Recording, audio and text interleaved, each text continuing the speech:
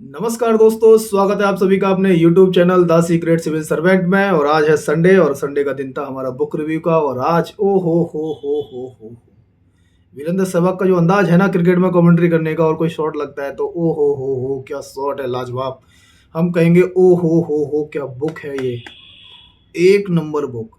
मैंने the secret book के बारे में बताया, द कंपाउंड इफेक्ट के बुक के बारे में बताया, द एटीट्यूड इज एवरीथिंग के बारे में बताया कि जबरदस्त बुक थी।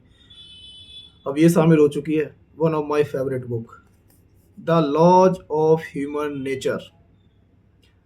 तो 48 लॉ बताए हैं इसमें पावर के, कि इंसान अब शुरुआत कहाँ से है। अगर आप इस समाज को देख पा रहे हो, इस परिवार को देख रहे हो, समाज को देख रहे हो, उसके बाद इस राज्य को देख रहे हो, फिर देश को देख रहे हो, फिर पूरे अंतर्राष्ट्रीय लेवल पे चीज़ें आप देख पा रहे हो, जिसे हम इंटरनेशनल पॉलिसी के रूप में यूज कर लेते हैं। अंतर्राष्ट्रीय संबंध, इंटरनेशनल रिलेशंस, फॉरेन पॉलिसी। तो और शुरुआत होती है इंसान से ही, हम आप जो सुन रहे हो। तो इसमें बताया गया कि इंसान का नेचर कैसा होता है, स्वभाव कैसा होता है, किन परिस्थितियों में वह कैसे काम करता है। जैसे एथिक्स में भी आप पढ़ते हो, आपने एथिक्स में डैनियल गोल्डमैन के सिद्धांत पढ़े होंगे, है ना। पढ़ते हो, सिगमंड फ्रॉइड को आपने सुना। तो वो क्या है, मानव स्वभाव के ऊपर ही साइकोलॉजी वाला एक सब्जेक्ट होता है, मनोविज्ञान। तो किस पे आधारित है, किस स्थिति में कैसा इंसान कैसा रिएक्ट करेगा, किस किस टाइप के लोग होते हैं। तो आज इस बुक को मैं पहले बता दूं आपको, मैं रिकमेंड करना चाहूँगा, जब भी समय मिले आप खरीद सकते हैं इस बुक को और पढ़ सकते हैं। बहुत ज़बरदस्त बुक है।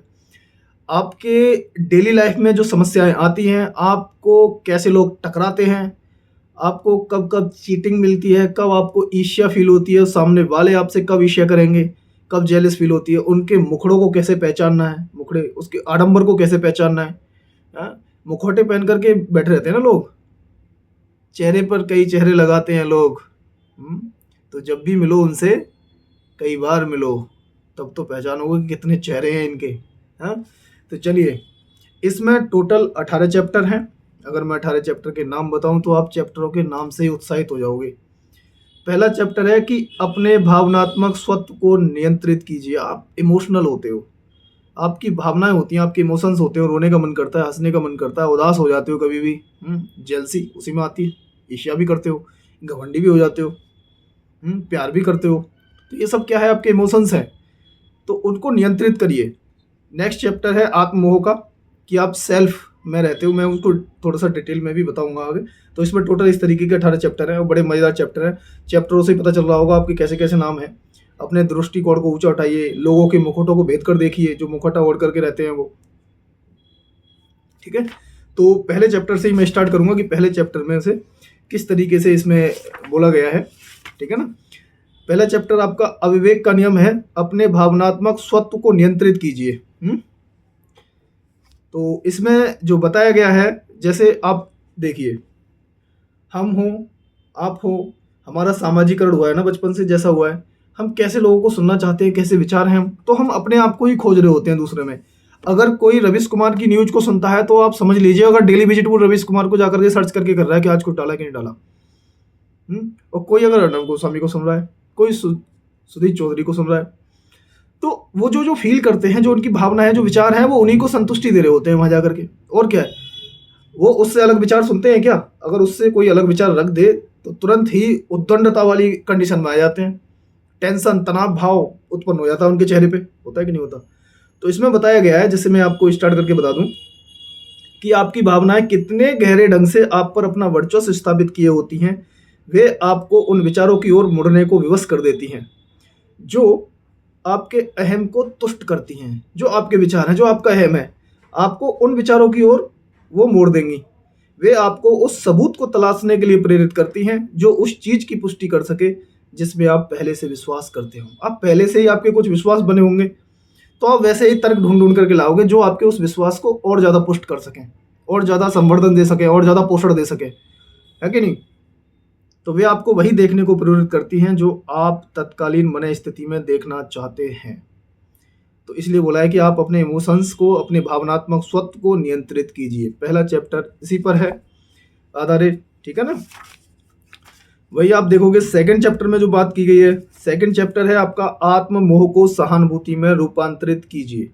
आत्म मोह को सहानुभूति में रूपांतरित कीजिए। तो आत्ममोह का नियम दे रखा है, क्योंकि इसमें बोला है कि हम सभी नार्सिसिस्ट हैं। क्या मैं, क्या आप सब। ये घड़ी पहन ली, गॉगल्स लगा लिए, ये स्टाइल मारने के लिए ये हेडफोन लगा लिया, टी शर्ट थोड़ी सी नहीं पहन के नहा धो करके आगे चिकना होकर के बैठ गई। कहे नहीं नहीं, ऐसे तो रहना अच्छा लगता है मैं साफ सुथ, लेकिन कहीं कहीं तो है, कहीं तो है, हम नार्सिसिस्ट हैं, हम सभी नार्सिसिस्ट हैं। तो इसमें जो हम कहते हैं कि हमें दूसरों की मनस्थिति और दिमाग में झांक कर देखने की गुंजाइश होती है। हम सभी नार्सिसिस्ट हैं। कुछ ज़्यादा गहराई में होते हैं तो कुछ कम गहराई में होते हैं। कम और ज़्यादा का अंतर हो सकता है, लेकिन कोई इससे इनकार नहीं कर सकता कि हम नार्सिसिस्ट नहीं हैं। आत्ममोह के शिकार नहीं हैं हम सब आत्ममोह के शिकार हैं। अगर आत्ममोह के शिकार ना हो तो स्टेटस ना लगाएं। स्टेटस ही तो दिखा रहे होते हैं। हमारा स्टेटस क्या है कि हम कहाँ हैं अभी, हर जगह का क्या फ़ोटो खा रहे हैं, मतलब फ़ोटो डाल रहे हैं। किसी रेस्टोरेंट में गए, खाना खाया, बेहतरीन सा फ़ोटो डाल दिया, अपलोड मार दिया, दिखा दिए। कितना भी हो नेचुरल है ये। बोला ना, कोई ज़्यादा होगा कोई कम होगा, कुछ इंट्रोवर्ट होते हैं कुछ एक्सट्रोवर्ट होते हैं, हर चीज़ की ही पब्लिसिटी करनी है उनको। तो इस चैप्टर में जो है आपके वजूद और अस्तित्व के बारे में बताया गया है। तो मैं इसकी कुछ लाइनें पढ़ना चाहूँगा इसमें से। हैं, हम खुद को जीवित महसूस कर सकें, इसके लिए हम ऐसे लोगों की अनिवार्य ज़रूरत होती है। हम खुद को जीवित महसूस कर सकें कि हमारा भी कुछ वजूद है, हमारा भी कुछ अस्तित्व है, तो हम ऐसे लोगों की तलाश करते हैं और ऐसे लोगों की हमें अनिवार्य ज़रूरत होती है जो हमारी ओर ध्यान दें, जो हमारी ओर ध्यान दें। जिन लोगों ने लंबे लंबे समय के लिए अलगाव को भोगा है, जिन लोगों ने लंबे लंबे समय के लिए अलगाव को भोगा है, दूरी को भोगा है, वे इस बात की तायीद करते हैं कि आंख से आंख के संपर्क के बिना हम अपने वजूद पर ही संदेह करने लगते हैं। इंसान अकेला रहने लगे। तभी तो कहते हैं इंसान एक सामाजिक प्राणी है। इंसान एक सामाजिक प्राणी है और वो समाज से ही कट जाएगा तो डिप्रेशन में चला ही जाएगा। और आज की डेट में संसाधन जुड़ने के बहुत हैं भाई। इंटरनेट, मीडिया, सोशल मीडिया, ये समाज को जोड़ने के माध्यम तो बहुत हो गए, लेकिन समाज उतना ही ज़्यादा दूर हो चुका है। बोले थे ना कि व्यक्तिगत हो गया, सामाजिक नहीं बचा। और हम हैं बाय नेचर सामाजिक प्राणी। उस समाज में रहना, लोगों से मिलना जुलना, बातें करना, तो उसमें है कि आंख से आंख के संपर्क के बिना हम अपने वजूद पर ही संदेह करने लग जाते हैं और गहरे अवसाद की अवस्था में पहुंच जाते हैं। लेकिन यह जरूरत गहरे स्तर पर मानसिक भी होती है। नेक्स्ट, दूसरों द्वारा ध्यान दिए जाने से हमें एहसास होता है कि हमारी वास्तविकता को पहचाना और स्वीकारा जा रहा है। आप बचपन से देख लो, जब से आप स्कूल में पढ़ रहे होंगे, आपको कोई अटेंशन दे रहा है कि नहीं दे रहा है। आपने बादशाह और हनी सिंह को सुना है, उनके रैप सुने होंगे, काफ़ी गाने सुने होंगे उनके। तो बादशाह से जब पूछा जाता है कि वो आप उनको बड़े भाई की तरह माने हो, तो ऐसी क्या वजह थी कि आपने उनको छोड़ दिया था या आप में लड़ाई हुई थी, तो बोलते हैं अटेंशन नहीं दे रहा था। अटेंशन सबको ज़रूरत है, हर किसी को। एक परिवार में एक बच्चे को अगर अटेंशन ज़्यादा मिल रही है, दूसरे को नहीं मिल रही, नफरत हो जाएगी, ईर्ष्या पल जाएगी। आपसे पल सकती है, उस बच्चे से भी पल जाएगी। जैसे घर में होता है ना, देखो भैया शर्मा जी का लड़का कितने नंबर ले आया। मोहल्ले में अगर पिताजी बार बार बोलने लगे, तेरा दोस्त है, वो तेरी क्लास में ही पढ़ता है, टॉप कर रहा है, हर बार टॉप करता जा रहा है। भाई हमारा उसने कुछ नहीं लिया था, सोच रहे हो, पर इसने बोल बोल के जो कंपटीशन बढ़ाया, उसने नहीं, फैमिली वालों ने। देख ले उसके इस बार कितने नंबर आए, देख ले उसने क्या कर दिया। हमें उससे नफरत हो जाएगी, उस इंसान से नफरत हो जाएगी। ये है इंसानी नेचर है। तो यह एहसास कि हमारा अपना भी कोई मूल्य है, हम अपनी वैल्यू को हमेशा ही देखते हैं, इस पर निर्भर करता है। क्योंकि यह चीज़ मानव प्राणी के लिए बहुत महत्वपूर्ण होती है। लोग अपनी ओर ध्यान आकर्षित करने के लिए कुछ भी करने को तैयार होते हैं। इंसान चाहता है कि हम आकर्षित लगें। वो अटेंशन सीकर वाली कंडीशन होती है, किसी में ज़्यादा होगी, किसी में कम होगी, पर अटेंशन तो सब चाहते हैं। अटेंशन तो सब चाहते हैं कि हमें भी अटेंशन मिले। आज सोशल मीडिया पर पॉडकास्ट बहुत चलता है, तो लोग अगर पहुंच जाते हैं ऐसे ही, तो क्या अटेंशन, पब्लिक में बने रहना है भाई, पब्लिक में बने रहना है। भीड़ भाड़ जंगल में पहुंचा दो, क्या होगा, तुम कितना भी कुछ भी हासिल कर लो, बहुत बड़े तुर्रमखा बन चुके हो तुम, छोड़ दो, पहाड़ों पे कोई हो ही नहीं है दूर दूर तक, क्या ही है, किसको दिखाओगे। हाँ, जैसे परिवार को हम बोलते हैं, परिवार में हम बोलते हैं कि हमने बहुत ऊंचाइयाँ छू ली, हमने बहुत ऊंचाइयाँ छू ली, लेकिन ऐसी ऊंचाइयों को कहा, ऐसी ऊंचाइयों को क्या करोगे तुम जब तुम्हारे अपने ही नहीं होंगे साथ में उस ऊंचाइयों को देखने के लिए।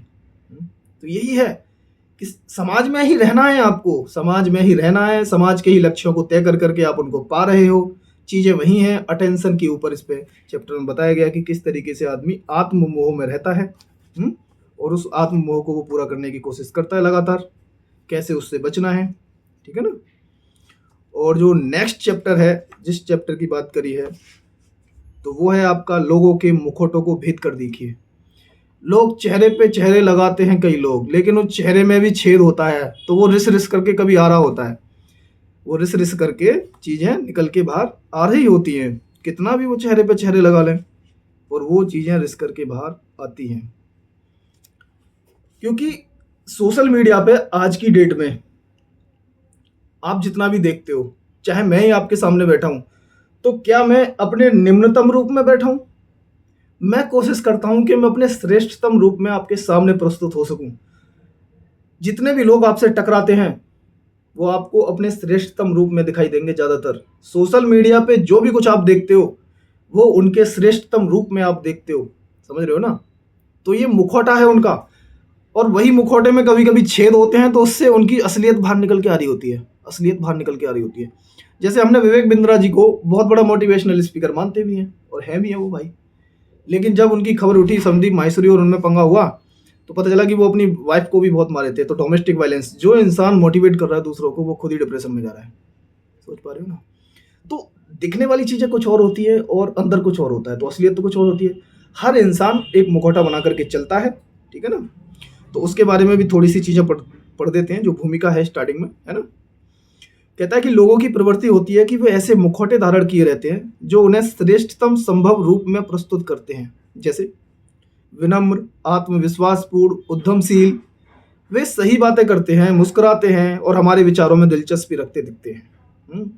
वे अपनी असुरक्षा बोध को, अपनी ईर्ष्या को छिपाना सीख लेते हैं, समय के साथ सीख लेते हैं। और अगर हम उनके इस बाहरी रूप को सच मान लेते हैं तो हम कभी भी उनकी सच्ची भावनाओं को नहीं जान पाते कि उनके अंदर चल क्या रहा है।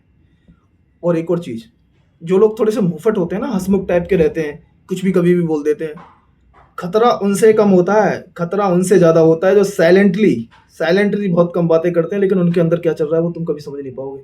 काले कौवे होते हैं, उनको बोलते हैं ना, काले काले कौवे, काले नाग, जो बोल सकते हो अपने, क्योंकि उनके अंदर की आपको बातें समझ में नहीं आएंगी। कब तंज मार देंगे, कब कुछ कस देंगे तुम्हारे ऊपर फफ्तियाँ टाइप की, और आप समझ नहीं पाओगे। ये किताब आपको ह्यूमन नेचर को समझने के लिए बहुत बेहतरीन बुक है। बाकी तो पढ़ना एक कला है, पढ़ते रहो लगातार और सीखते रहो, सीखना ही जीवन में है। जब कभी हम उनके आकस्मिक प्रतिरोध, विद्वेष और छलपूर्ण कृत्यों से चौंधिया जाते हैं अचानक से, ये क्या हुआ, हम तो इसके बारे में ऐसे सोचते नहीं थे, ये तो ऐसा लगता ही नहीं था हमको कभी। तो भाई कैसे लगेगा, तुम क्या 24 घंटे उसके साथ रह रहे हो, कुछ पल आपने देख लिया उसको। और सोशल मीडिया पे जिसको तुम आदर्श मान के बैठे हो ना, वो अपना श्रेष्ठतम रूप में बैठा हुआ है वहाँ, उसकी कमियां आपने कभी देखी नहीं होंगी, फिर आप जज करोगे उसको उसकी चीज़ों से। तो मानव ह्यूमन नेचर बता रहा है कि इंसान की ह्यूमन नेचर होता ही क्या है। मोस्ट ऑफ पॉपुलेशन जिस नेचर में रहती है वो इंद्रियों के वश में चलती है, ज़्यादातर मेंटल लेवल पे पहुंचना मुश्किल है, पहले इंद्रियों के लेवल पे चलती है। नेक्स्ट आगे बताया है कि ठीक है, ये मुखौटे होते हैं, चूंकि लोग आपको आपकी बाहरी रूप के आधार पर ही परखते हैं। लोगों को जो परखने की आदत है वो आपके बाहरी रूप के आधार पर ही परखने की होती है। इसलिए आपको यह भी सीखना चाहिए कि आप कैसा बाहरी रूप अपनाएं और अपनी भूमिका को अधिकतम प्रभावशाली ढंग से निभाएं, ठीक है। तो ये तीसरे चैप्टर का एक निष्कर्ष था आपका, ठीक है। नेक्स्ट चैप्टर अगर मैं उठाऊं तो 3-4 चैप्टर, ऐसे तो 18 चैप्टर में 18 चैप्टर को कराने बैठ गए आपको इस तरीके से बता करके, तो आप मान के चलो कि मैं 1 घंटे से ऊपर निकाल दूंगा। इसका नेक्स्ट चैप्टर है कि लोगों के चरित्र का सामर्थ्य निर्धारित कीजिए। अब आप कैसे सामर्थ्य निर्धारित करोगे भाई दूसरों के लोगों के चरित्र का, कैरेक्टर का। तो बोले कि जिनके साथ आपको काम करना है और जुड़ना है, तब आप उनकी शोहरत से मंत्रमुग्ध नहीं होना है कि वो कितने सेलिब्रिटी है, बहुत बड़े, उनको पब्लिक कितनी फॉलो करती है, कितने सोशल मीडिया पे उनके फॉलोअर्स हैं, नहीं। तो उनकी शोहरत से मंत्रमुग्ध नहीं होना है, या जो सतही छवि वे पेश करने की कोशिश कर रहे हों उसके धोखे में नहीं आए, या वो पेश कर रहे हो कि मैं ऐसा हूँ, मैं वैसा हूँ, आप दिखा रहे हो कुछ चीज़ों को, तो उसमें भी नहीं आए। इसकी बजाय खुद को इस तरह से प्रशिक्षित करना है आपको कि आप उनके अंदर की गहराई में झांक सकें और उनके चरित्र को समझ सकें। जो टाइम लगता है इन सब चीज़ों को सीखने में। हम जीवन में आज अगर यहाँ भी हैं तो बचपन से कितनी गलतियाँ करी हैं तब जाकर के सीखे।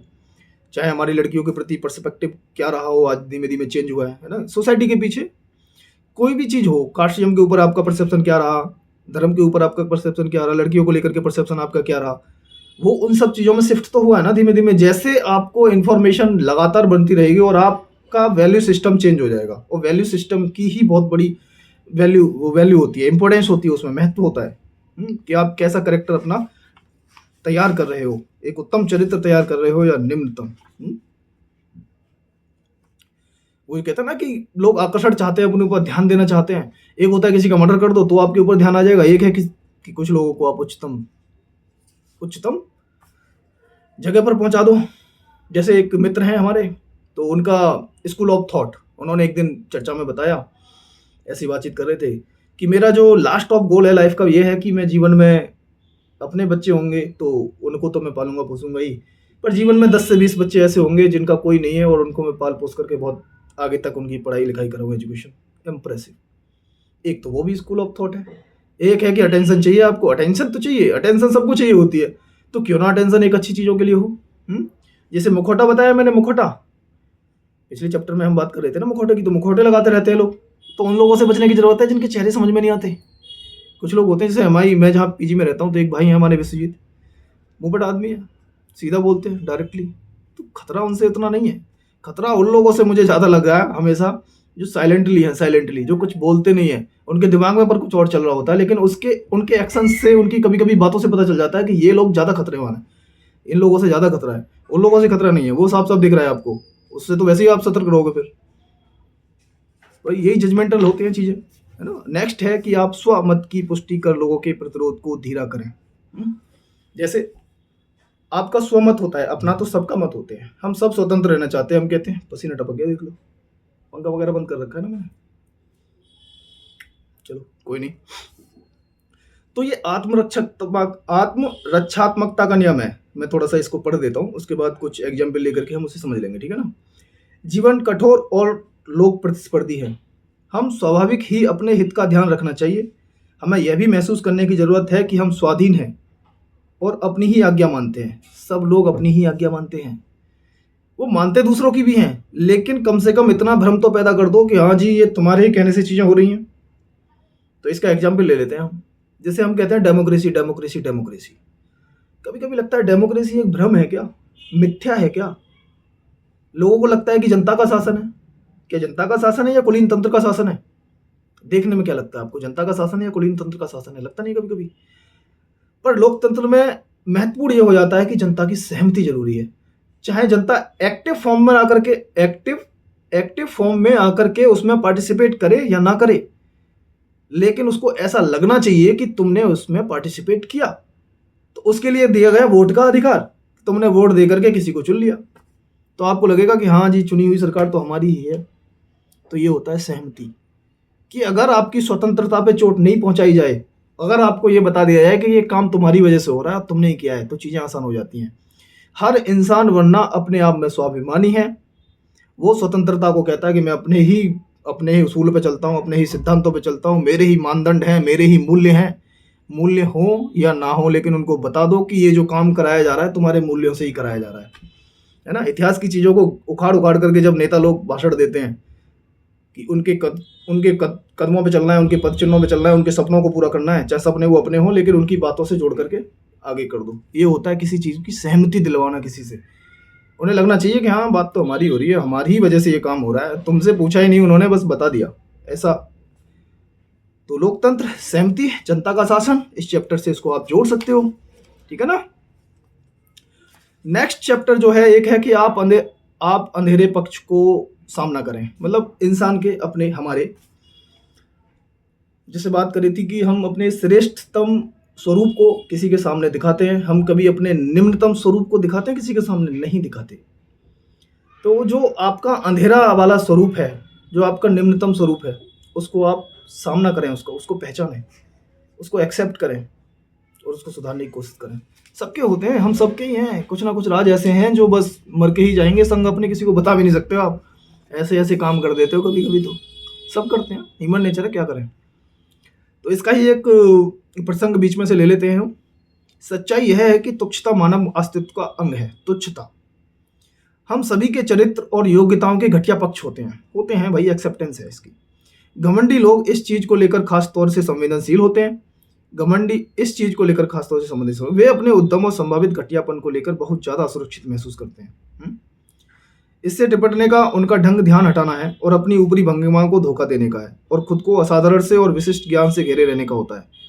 वही ढोंग ढोंग ढोंग ढोंग अपने आप को स्पेशल दिखाने का। किसी भी सूरत में जो सच्चे मायने में मौलिक और भिन्न होते हैं ना, उन्हें इसको बड़ा चढ़ाकर दिखावे की जरूरत होती ही नहीं है। ऐसे लोगों से अतिरिक्त रूप से सचेत रहें जो अपने भिन्न होने का प्रदर्शन करने की विशेष कोशिश करते हैं।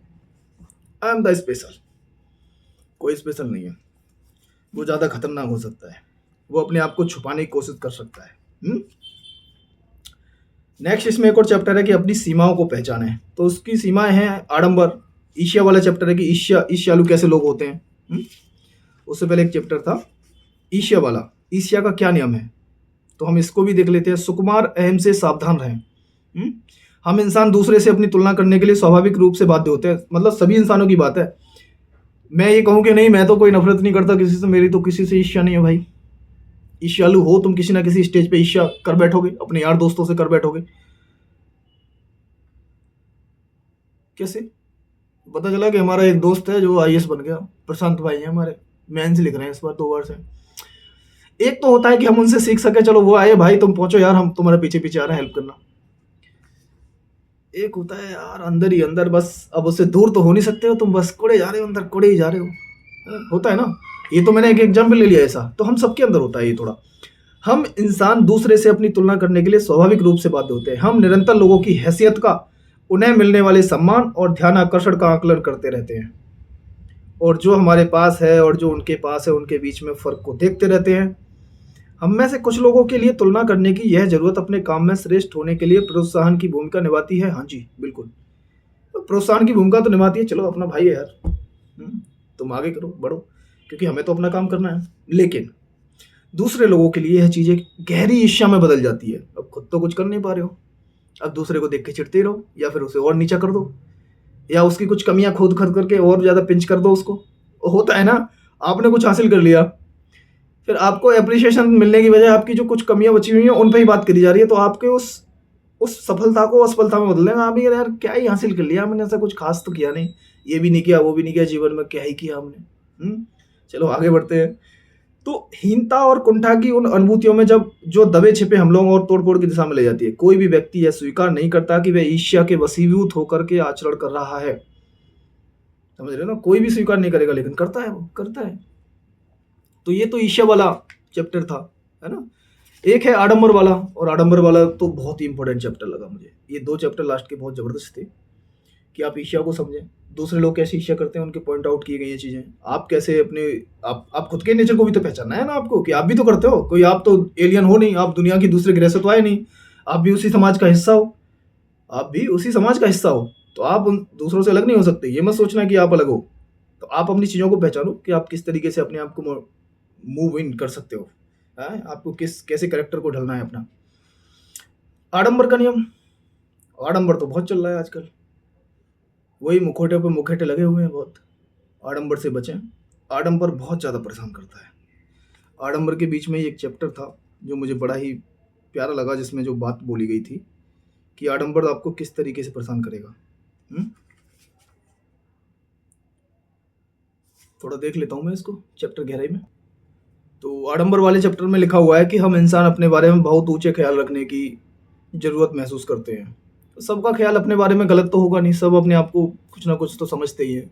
वही वैल्यू, अपनी वैल्यू भाई, अपनी वैल्यू, अपनी वैल्यू हम हैं।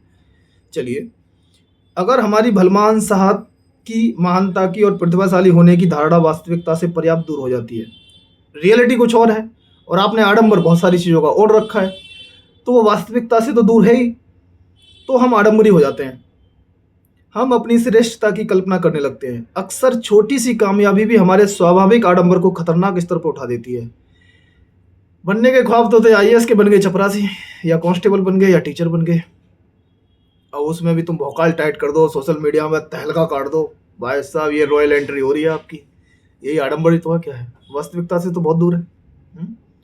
मर्सिडीज खरीद लो, उसमें चलो, मतलब मैं बता रहा हूँ ऐसा होता है ना, सोसाइटी में होता है। तो अक्सर छोटी सी कामयाबी भी हमारे स्वाभाविक आडंबर को बहुत ऊंचे स्तर तक उठा देती है।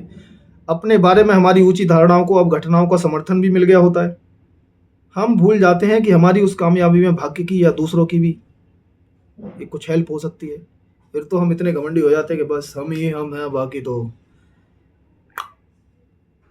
नवाजुद्दीन सिद्दीकी वाला, कभी कभी लगता है कि अपुन ही भगवान है। ऐसा कुछ तो यही है आडंबर का नियम। और नेक्स्ट है जो लास्ट चैप्टर में डिस्कशन करूंगा, क्योंकि 25 मिनट की ऑलरेडी वीडियो बन चुकी है। बुक बहुत ज़बरदस्त है। मैंने इतना बड़ा रिव्यू शायद मैंने किसी और बुक का नहीं किया है, पर इस बुक में मैंने फिर भी बहुत शॉर्ट किए चैप्टर, पर आपको हर एक चैप्टर में इंटरेस्ट आने वाला है, क्योंकि इंसान की ना कैरेक्टर की धज्जियाँ उड़ा के रख दी हैं उसने। हर एक बात पर डिस्कशन किया गया है। अब आ जाओ सामूहिकता। इंसान एक तो व्यक्तिगत रूप में होता है और एक समूह के रूप में होता है। तुम किसी जाति से हो, तुम किसी धर्म से भी हो, तुम किसी जाति से हो, तुम किसी धर्म से भी हो, ओके नहीं कि तुम किसी देश से भी हो, तुम किसी राज्य से भी हो। क्षेत्रवाद वाली भावना, जातिवाद वाली भावना, यूपीएससी के स्टूडेंट हो, यूपीपीसीएस की तैयारी कर रहे हो, पता तो होगा ही। क्षेत्रवाद, जातिवाद, धर्म का, संप्रदायवाद, तो ये वाद वाद वाद क्यों आए वाद? क्योंकि आप जो इंसान है ना, उन्होंने अपने आप को समूह में बांट रखा है। समूह की भावना अलग होती है, सामूहिकता की शख्सियत अलग होती है, सामाजिक शख्सियत अलग होती है। एक व्यक्तिगत शख्सियत होती है और एक होती है सामाजिक शख्सियत। तो कहता है कि समूह के जो अधोगामी आकर्षण है उसका प्रतिरोध करें। जब आप किसी समूह का हिस्सा बन जाएं तो समूह के इमोशंस अलग होते हैं। सपोज करो, आपको एक एग्जांपल देता हूँ। आप क्रिकेट मैच देख रहे हो, क्रिकेट मैच देखते टाइम अगर आप आईपीएल देख रहे हो, अलग अलग टीम के फैन हो सकते हो, लेकिन जब आप इंडिया ऑस्ट्रेलिया का मैच देख रहे हो तो अब आप इंडिया के फैन हो। अब आपकी सामूहिकता बड़ी हो चुकी है, अब आप इंडिया के सपोर्ट में चलोगे। आप किसी प्लेयर के फैन हो सकते हो, तुम उसके पक्ष में सामूहिकता हो सकती है 10 लोगों की बैठ करके। उस समय आपके कॉन्शियस माइंड के जो तर्क होते हैं वो चलना बंद हो जाएंगे। आप इमोशंस पे काम करते हो। सारे लोग जितने ही बैठे होंगे और इंडिया और पाकिस्तान का मैच आ रहा होगा तो उनके इमोशंस सेम काम करते हैं, क्योंकि सामूहिकता हावी हो चुकी है। अब सामूहिकता के इमोशंस हम पे हावी हो चुके हैं। तो उस सामूहिकता वाली चीज़ों में एक कदम पीछे रह करके हमको हमेशा सोचने की ज़रूरत होती है, क्या हम वो समूह जो हमने ज्वाइन किया वो ठीक है? क्यों जो जातिगत चीज़ों पे बातें उठ रही हैं, क्या हम उस चीज़ में जो तर्क दे रहे हैं क्या वो सही है? क्या धर्म पे जो चीज़ें उठ रही हैं और एक धार्मिक समूह से हम संबंध रखते हैं तो दूसरे धार्मिक समूह के बारे में जो बातें हो रही हैं या हम जो तर्क दे रहे हैं क्या वो सही है? तो ये सामूहिकता वाले चैप्टर के बारे में बताया गया है। आप मानव स्वभाव के विद्यार्थी बनने जा रहे हैं, पीछे लाइन में ये लिखा हुआ है। और ये बुक क्या बोलूँ यार, रॉबर्ट ग्रीन अनुवाद किया है इसका मदन सोनी ने। बहुत ज़बरदस्त बुक लिखी है। साइकोलॉजी पे कोई और बुक मिलेगी और पढ़ा जाएगा उसको और फिर रिव्यू किया जाएगा, बट बेस्ट सेलिंग लेखक रहे हैं रॉबर्ट ग्रीन, और किताब भी बहुत ज़बरदस्त है। आप इसको पढ़ सकते हो, पर्सनली रिकमेंड करूँगा। मैंने द कंपाउंड इफेक्ट को अपनी पर्सनल लिस्ट में रख रखा है, द सीक्रेट को रखा हुआ है, फिर उसके बाद द एटीट्यूड एवरीथिंग आई थी। अब मेरा इस बुक से भी मोह उतना ही है जितना और अन्य बुकों से था। बहुत ज़बरदस्त बुक है, इसको तो फिर से पढ़ने की भी ज़रूरत है। ओके, तो ऑलरेडी आधा घंटे की वीडियो बन चुकी है, तो लंबी वीडियो थी बट उसमें मैंने समझाने की कोशिश करी वो sir. Okay, thank you so much, bye bye.